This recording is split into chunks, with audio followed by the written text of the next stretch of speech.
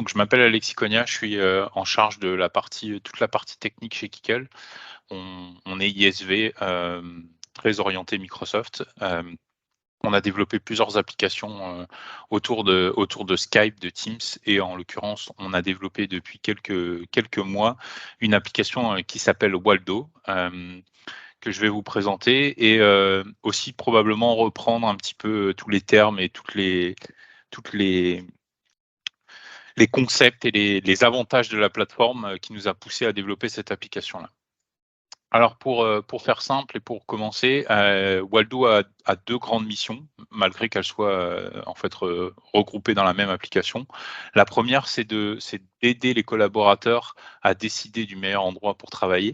Donc c'est un peu le grand sujet en ce moment, hein, après la pandémie, de savoir, est-ce que je fais du home office ou est-ce que je vais au bureau? Et tout ça, c'est probablement, ce qui va vous aider à faire le choix, c'est de savoir où sont vos collaborateurs. Et donc c'est ce que Waldo fait. En tout cas, c'est la première mission qu'on essaye d'offrir à nos clients, et on a matérialisé cette mission-là par une version gratuite, de Waldo, qui est disponible donc sur le store de Teams.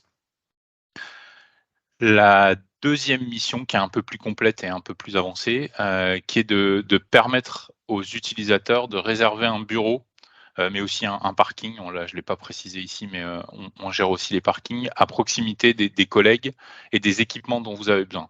On sous-entend aussi le lieu, forcément. Si votre société possède plusieurs lieux, on va pouvoir gérer les différentes localisations, et on va vous permettre de choisir ces emplacements, et donc de vous faciliter le travail. Et ça, c'est la deuxième mission de Waldo. Et cette deuxième mission-là, elle se traduit par une version, en fait, payante. Donc en fait, c'est une évolution de la première version, où on va activer des fonctionnalités au sein même de la même application. Et au final, le but de Waldo, c'est d'aider nos clients et les entreprises à optimiser leurs espaces de travail.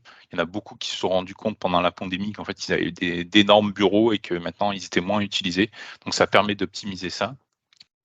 Et ça aussi, ça rend forcément l'environnement de travail plus agréable et plus collaboratif. On n'a plus le stress de savoir, je dois absolument aller au bureau aujourd'hui, est-ce que j'aurai une place? Est-ce que j'aurai une place de parking, et cetera. Tout est planifié, tout est fait, en automatique, avec Waldo à travers Teams. Pour vous donner un petit peu de contexte et un petit peu plus d'historique, donc c'est une app qu'on a développée exclusivement pour la plateforme Teams. C'est un choix qu'on a fait, je vous expliquerai et j'argumenterai un petit peu après pourquoi on a fait ce choix-là. Mais on a fait le choix de ne pas l'étendre sur d'autres plateformes. On a choisi Microsoft Teams, probablement déjà aussi pour les raisons qu'Emmanuel a citées, c'est qu'on a un nombre d'utilisateurs actifs qui est important, et on vient aussi, nous, du monde Microsoft, donc forcément c'est important. On a démarré en mai 2021, donc l'idée est née d'un besoin qu'on a identifié chez nos clients, pour développer cet usage-là. Et on a travaillé assez fort pour avoir une première version sur le store en septembre 2021. Donc quand je dis une première version sur le store, c'est que ça inclut aussi tout le process de validation que Benjamin a expliqué brièvement tout à l'heure. Donc on a développé notre application, testé et validé l'application avec les équipes de Microsoft pour qu'elle soit disponible en septembre 2021.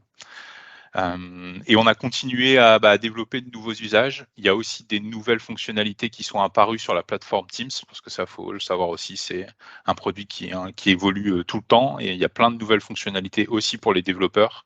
Et ça nous a permis notamment d'intégrer la monétisation. C'est arrivé à ce moment-là. On devait faire le choix, en fait, d'une solution pour ajouter de nouvelles fonctionnalités et les rendre payantes, parce c'est bien beau d'avoir une solution gratuite, mais à un moment, il faut gagner aussi un petit peu d'argent en tant qu'ISV. Donc, on a choisi, en fait, de travailler avec Microsoft. On est arrivé au bon moment pour avoir une phase d'accompagnement et aussi de profiter de cette fonctionnalité-là pour intégrer la monétisation dans notre application.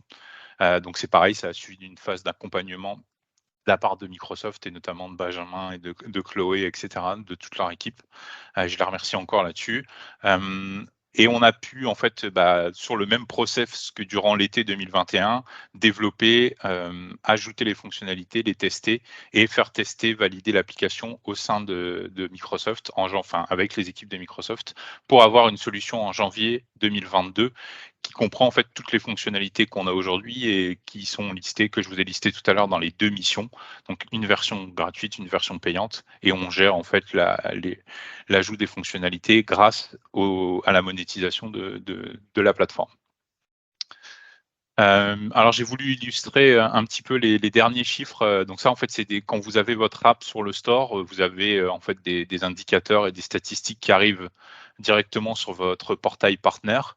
Donc là, les deux graphiques de gauche, ils vous montrent un peu l'évolution de l'adoption de notre solution et ce qui est intéressant ici surtout, c'est qu'on voit en fait les deux petits, les 2 petits sauts en fait, enfin la croissance qui a évolué donc en septembre, qui est traduite par la mise en ligne de notre application en mode gratuite et en janvier 2022, la partie payante. Ce qui est intéressant, ici, c'est qu'on voit qu'en fait en décembre, si on n'aurait pas forcément ajouté la monétisation, on voit que la courbe elle avait tendance à descendre et le fait d'avoir ajouté ça, boum, elle est repartie vers le haut et bon pour l'instant, on va pas se plaindre, ça continue à monter, assez fort depuis le début de l'année.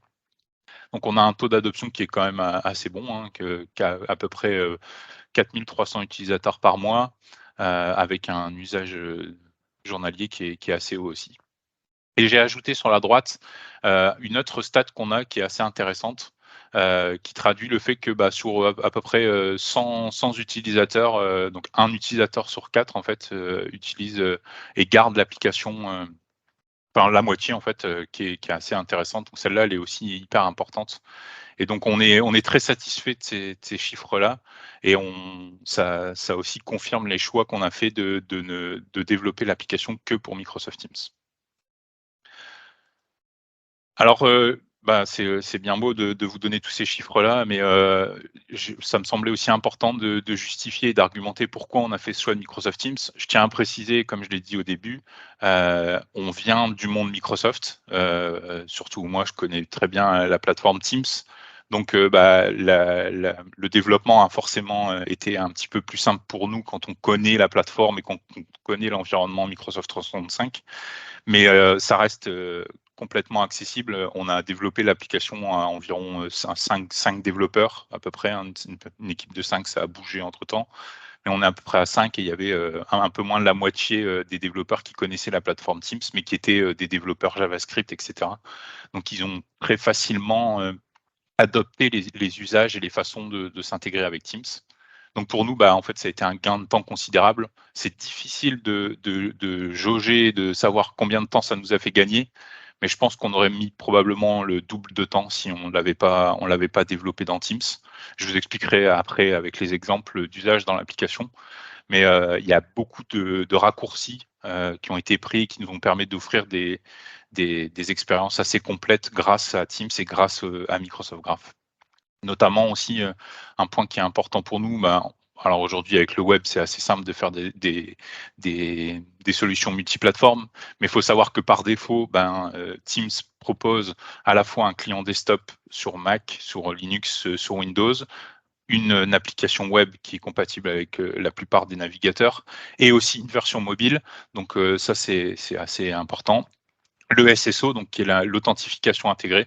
Benjamin l'a parlé tout à l'heure, mais en fait, on n'a pas eu à gérer de fonctionnalités d'authentification. Alors pas eu à gérer dans le sens à développer, s'appuyer sur des solutions spécifiques d'authentification. On a utilisé le SDK Teams, les solutions, enfin en tout cas les outils Teams pour s'intégrer avec Microsoft Azure et Active Directory. Et l'utilisateur, quand il se connecte et il installe notre app, il n'a pas à se réauthentifier. Tout est intégré. Donc ça, c'est pour nous, ça a été aussi un gain de temps considérable. Et je l'ai dit tout à l'heure, pour notre deuxième version, l'intégration à la marketplace, en fait, on a eu un petit peu de travail forcément à l'intégration, mais on aurait dû intégrer une autre solution complètement différente ou complètement extérieure à l'environnement. Moi, ça aurait été du temps aussi supplémentaire. Et ce qui nous a aidé aussi, je l'ai dit tout à l'heure dans les scénarios, c'est l'utilisation du contexte Teams et de Microsoft 365. Donc en fait, le fait d'être intégré, ça nous ouvre des scénarios grâce à l'intégration dans l'écosystème. Je vais le préciser et vous me donner quelques exemples juste après avec des screenshots de l'application, mais voilà. Pour les utilisateurs, en fait, Emmanuel l'a dit tout à l'heure, c'est en fait leur outil de travail de tous les jours. Donc en fait, ils n'ont plus à switcher de contexte, etc. Ils ont une conversation, ils ont besoin de déclarer que demain ils sont au bureau, ou ils ont besoin de changer, etc. Ou ils ont juste à changer de tab, et c'est hyper simple d'utilisation. Ils n'ont pas besoin de savoir, ah, je me suis enregistré avec tel compte, c'est tel mot de passe, etc. Ils s'authentifient avec leur compte Microsoft 365 dans Teams et l'application est accessible. Donc c'est hyper simple et on le voit, en tout cas c'est le retour de nos utilisateurs, c'est que c'est très simple à utiliser. Et il faut le penser aussi, hein, ça c'est une partie, on a eu, par le passé, l'occasion de développer des applications qui n'étaient pas intégrées à des environnements comme ça et quand on doit aussi penser au déploiement et à l'administration des applications, ça prend du temps en tant que développeur, mais ça prend du temps aussi pour les équipes, des clients à intégrer. Et là, tout est simplifié parce que tout est intégré dans le portail Teams.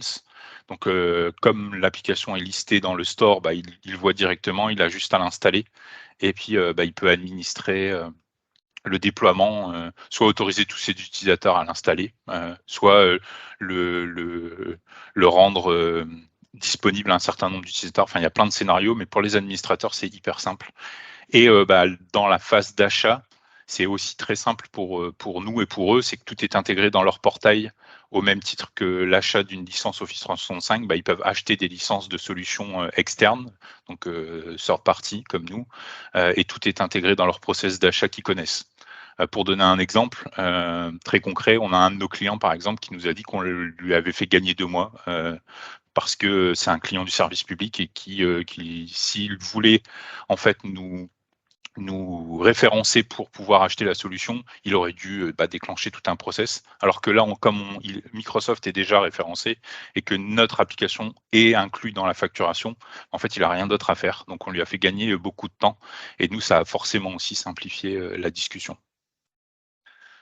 Donc pour vous donner un petit peu d'exemple des scénarios qu'on propose, en fait, quand l'application est installée, le bot va envoyer un premier message. Alors là, elle est en anglais, mais forcément, c'est localisé, hein. Si vous êtes en français, les messages sont en français.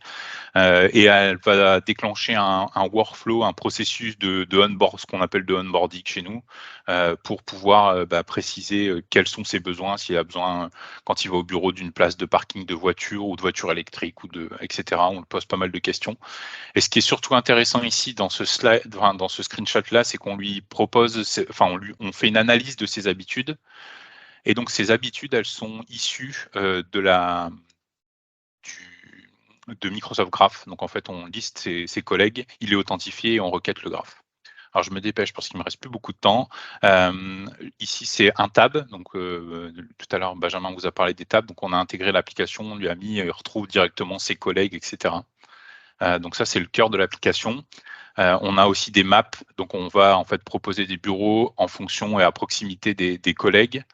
Et la dernière qui est assez intéressante, ici, c'est un tab dans une équipe. Donc en fait, quand je parlais de contexte tout à l'heure, c'est qu'ici, on a pu proposer à nos utilisateurs, et d'ailleurs, merci à Benjamin, parce que c'est lui qui nous avait proposé ce use case-là, où en fait, on aurait dû développer ça, on aurait dû proposer à l'utilisateur de lister les utilisateurs, etc. Là, tout est fait en automatique parce qu'on utilise Teams pour récupérer les membres du groupe et afficher la liste en automatique. Donc en fait, l'utilisateur a juste à ajouter un petit onglet avec le plus qui est ici en haut, là, et puis en fait, tout est fait en automatique.